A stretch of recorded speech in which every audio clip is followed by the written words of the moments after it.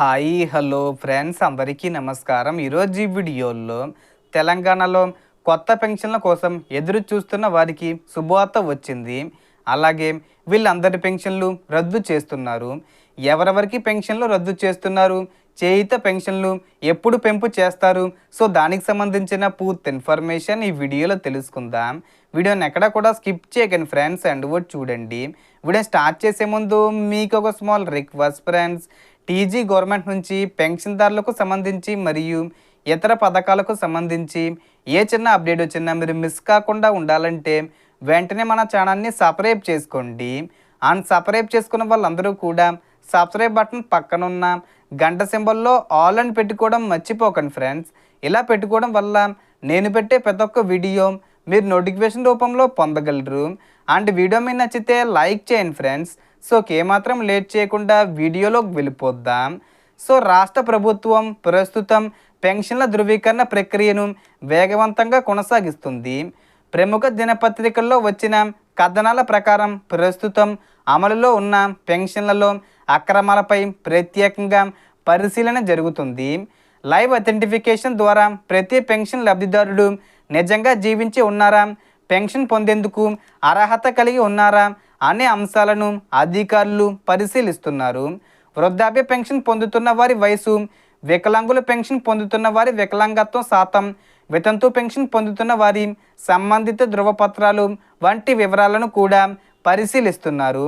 నివేదికల ప్రకారం మరణించిన వేలాది మంది పేర్లపై ఇంకా పెన్షన్లు కొనసాగుతున్నట్లు, అలాగే వేలాది మంది ఆచూకీ లేని లబ్ధిదారుల వివరాలు కూడా గుర్తించినట్లు సమాచారం. ఈ ధృవీకరణ ప్రక్రియ పూర్తయిన తర్వాత ఖాళీ అయ్యే స్థానాల్లో సుమారు 3 లక్షల వరకు కొత్త పెన్షన్లు మంజూరు చేసే అవకాశంపై ప్రభుత్వం కసరత్తు చేస్తున్నట్లు వార్తలు వస్తున్నాయి. అయితే దీనిపై తుది నిర్ణయం ప్రభుత్వం అధికారికంగా ప్రకటించిన తర్వాతే పూర్తి స్పష్టత వస్తుంది.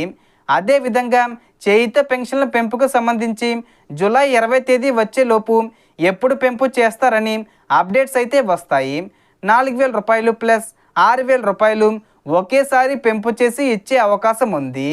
లేదా విడతల వారీగా 3,000 రూపాయలు ప్లస్ 5,000 రూపాయలు అలా కూడా పెంపు చేసి ఇచ్చే అవకాశం ఉంది. త్వరలోనే అప్డేట్స్ వస్తాయి.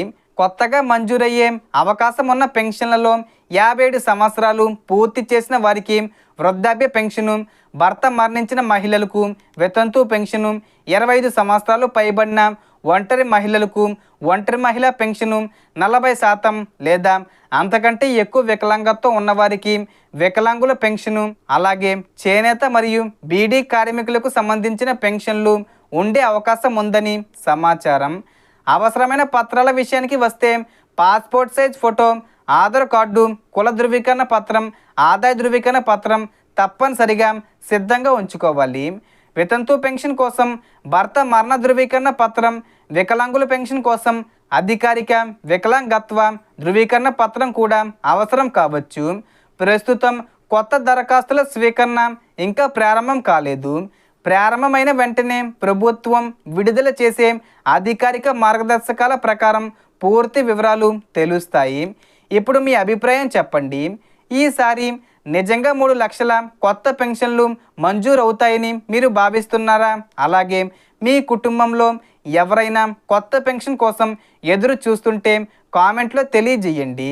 సో దీనికి సంబంధించి ఏ చిన్న ఇన్ఫర్మేషన్ వచ్చినా నేను వీడియో చేసి పోస్ట్ చేస్తాను. ఆ యొక్క అప్డేట్స్ మీరు మిస్ కాకుండా ఉండాలంటే వెంటనే మన ఛానల్ని సబ్స్క్రైబ్ చేసుకోండి. సో టోటల్ ఇన్ఫర్మేషన్ ఇది ఫ్రెండ్స్. మీకు ఈ వీడియో నచ్చితే లైక్ చేయండి, షేర్ చేయండి అండ్ సబ్స్క్రైబ్ చేసుకోండి. Thanks for watching.